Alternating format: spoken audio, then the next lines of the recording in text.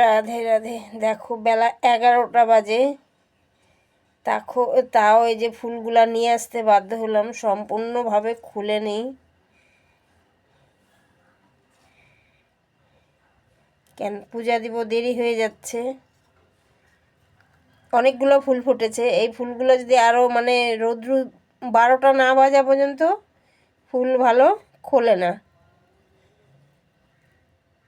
রানী কালারেরটা ফুল আজকে ফুটেনি, কিন্তু ওটা তাড়াতাড়ি খুলে যায়, সকালে 7টার মধ্যে পুরোপূর্ণ ফুটে যায়।